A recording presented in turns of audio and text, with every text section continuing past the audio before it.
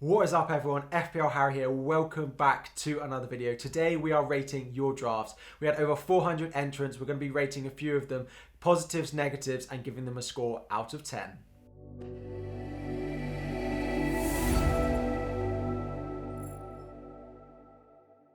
So we're going to start off first of all with this team from Ahmad Sareng, and we got a 9 out of 10, a really strong squad to start off with. Basically the positives I like, really nice captaincy options, although there's not Haaland in here, which is a sort of negative for me, although that is personal preference. I think he'll start the season well and he has a nice run of fixtures, whereas Kane does play Chelsea in game week 2, which does put me off, although Southampton versus Haaland playing against West Ham in game week 1 is arguably slightly better. So there are nice captaincy options. You've got Salah in there, you've got Kane. I do personally like having 2 premium assets in my team who I'm happy to captain each and every week. Now this is in case someone gets injured or something happens, you know, someone comes off form, someone's not really sort of a big captaincy option anymore. Although I think Salah will be a good captaincy option for the first few weeks, I do like having that second premium in case something does happen. There are premium defenders in here. Again, we've got Trent, we've got Cancelo, James, Perisic, and then a really nice cheap option in Tomiyasu, who I think is one of the most underpriced defenders going into this season, along with Perisic. Again, there's so much value in these fullbacks, in these wingbacks. We saw what they did last year. Their goal threat is as much as some of those other sort of cheap midfielders that you've got. Plus, they have that great clean sheet potential. All of these teams keeping sort of 15 plus clean sheets if things go as we predict they do. So again, really nice wingbacks in this system, again, who are very affordable and much more better value for money than some of those midfielders and forwards at a similar price. It has a strong bench as well, so we've got Undav and Visa and Raya in there, maybe slightly too invested in the bench, one might say. Again, you've got sort of $1 million invested in Undav and then Visa as well, plus having that 4.5 goalkeeper on the bench. Given that you've got Mendy and goal and you're going to want to play him every week, I wouldn't bother with Raya on the bench. I would sub him down to a 4.0 and upgrade that money elsewhere, potentially in, you know, upgrading Martinelli, who's someone more liable to play. He has dropped out of my latest draft just because I don't like rotation prone players. If you could downgrade Raya to a 4.0 and potentially downgrade Visa to a 4.5, that 1.5 million could go a long way in strengthening one of those starting players, and as I said, potentially upgrading Martinelli to one of those big hitters like Diaz or Saka. But I really like this squad. It's given a 9 out of 10. It is a great start. Let's move on to the next one. FPL Thenix has sent in this team and it has got a 5 out of 10. Now let me break down why I've given it such a low score. Basically what this squad has tried to do is squeeze in as many premiums that we've got. So we've got Trent, Cancelo, we've got Salah, Son, Haaland. So those 3 premium attackers plus the 2 most expensive defenders that you can buy, plus it's also got Edison as well. And basically what's happened, this player has run out of money to invest in the rest of his team. So we've got cash, which is not a bad option, but playing every week alongside Jansen and Ben White is not really what I want to do. Given the bench has also got Murphy, Greenwood and Archer on, no one really to come on in case there is injury, in case one of those cheap options doesn't have a good fixture, is not really strong enough in depth. Again, spending 10 million on goalkeepers because there is Sanchez on the bench and having to play these guys every week is not really what I'd want to do. I tend to spend a maximum of 9 million on goalkeepers during the start of the season. So Edison for me is 0.5 too much, but I would definitely downgrade Sanchez to a 4.0 goalkeeper in order to upgrade potentially Ben White or Jansen or even into the midfield as well. So in the midfield, yes, Salah, Son and then Haaland up front are great picks. We are starting Smith Rowe and Jacob Ramsey every week. Now Ramsey was great for Aston Villa, but he's not going to play every week with the signings that they've got, with the caliber of players that they do have. Again, playing him every week and not being able to sub him out if there's a difficult fixture is something that you know you're going to be booking in a transfer further down the line. Smith Rowe, again, we saw with him and Martinelli, although he scored goals off the bench, we know that Smith Rowe is not going to start every week. He might start every other week at a maximum, given the form Martinelli showed. Martinelli on set pieces as well. You could do a straight swap there, but again, I don't think Martinelli's that nailed as well. So I would be looking to downgrade one of those 3 premium attackers, although I know what you've tried to do here, and it is great thinking you can own all 3. I don't think your squad is strong enough, especially if you're trying to fit all these premiums in. Having a 5.5 goalkeeper and a 4.5 goalkeeper on the bench feels like way too much money invested there. So if you are set on having those 3 premium attackers, you need a 4.5 goalkeeper with a 4.0 goalkeeper. You probably look to downgrade Cancelo to Laporte, or Diaz, you probably go Trent to Robertson as well. Free up these little bits of money and try and upgrade elsewhere, because this team relies too much on those big hitters to score points. points every week. You basically need Salah on Haaland to get 2 attacking returns every week, which is not going to happen. They're not going to end their season with 60 attacking returns each week. Although they might do it occasionally throughout the season, it's not going to happen on a consistent basis. So I like what this team has tried to do, but for me, there's too many fringe players having to play every week and not enough strength and depth, which did give it a 5 out of 10. Next up, we have team number 3 from FPL King Kong over on Twitter. It scored 8 out of 10, a squad that I really like.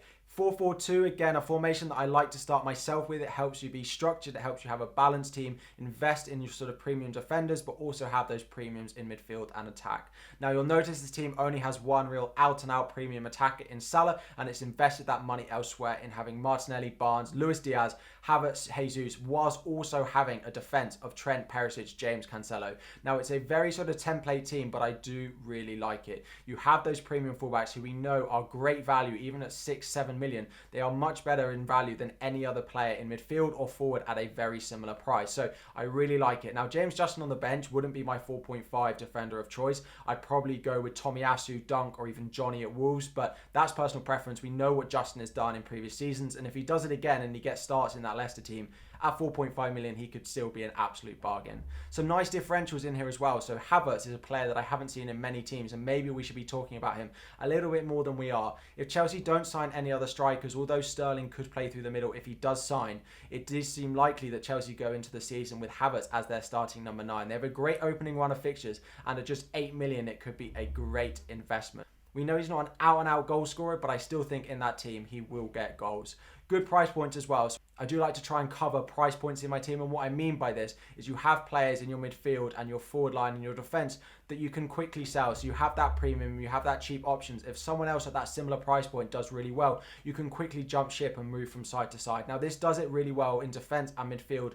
The only thing it's really missing is that premium attacker. If Vardy, if Kane, or if Haaland do really well at the start of the season, this team will find it very difficult to move from side to side in order to jump on and get that premium attacker in without using 2 transfers or taking a -4 hit, which you don't really want to be doing early in the season. Now, Salah is a great captaincy option. You could captain him for the first 6 or 7 weeks every year, and he will do well, and I think he'll start this season well. He's in my current draft as well. However, I'm not 100% sure having just him as your premium attacker is really the way to go. So basically, to upgrade this team from an 8 to a 9 or even a 10 out of 10, I think we need to find a little bit of money to try and upgrade Havertz or Jesus into that premium attacker, or find money to do Luis Diaz up to Heung-min Son, for example. I really like this squad. It's very similar to mine. Mendy in goal as well. 5 million is a great pick, but I just think we need that second premium for captaincy and to help that flexibility if someone else does really well. Team number 4 comes in from FPL Siren. Just before we go and do rating of that, make sure you've liked the video, subscribe to the channel. It really helps support. But most importantly, if you're a subscriber, you can join the subscriber prize league, completely free to enter. The winner of the league gets their new shirt for their upcoming season. So not this season coming, the one after. You'll get your Chelsea shirt, you'll get your Liverpool shirt with the player of the name of your choice on the back. So make sure you're subscribed and join that. There's a code down below, up above me, and there's a link down below to auto join. But let's get into this. I've given it a 7 out of 10, so it's sort of middling. I think there's a few things that I've improved. I really like it. Actually, it's probably one of the best options that we've got that's tried to get 3 premiums in. It's got Salah, it's got Son, it's got Haaland in there. I really like it, and it still has Jesus in there as well, a pick that I really like and think is massively underpriced going into this season. There are a few differentials. Rashford at 6.5, not being spoken about enough. If he starts the season in that Manchester United lineup, given they play Brentford and Brighton in their first 2 games, could be a fantastic pick and a great differential as well. Rotating keepers is fine. We've got Raya, Sanchez. Because they're only 4.5 each, I don't have a problem with it. It's when you've got 5.5 and 4.5 goalkeepers, I think it's too much to be invested. So this I quite like. I do think it's slightly unbalanced because you are playing sort of a lot of 4.5 defenders each week. Johnny, Tomiyasu, Dunk are great picks in their own right, and I wouldn't hesitate to have any of them in my squad going into the start of the season. However, again, Mitchell on the bench as well can rotate with them, but for me, it's just one too many 4.5 defenders. Potentially look at downgrading Raya in order to upgrade Johnny to a sort of 5 million. You could go cash, for example. Aston Villa would, I think, help strengthen it a little bit, but I'd really want to free up the money to help you go up to the likes of Perisic in for Johnny, for example, or even upgrading one of those 4.5 midfielders up to a 5.5 in the likes of Visa, for example.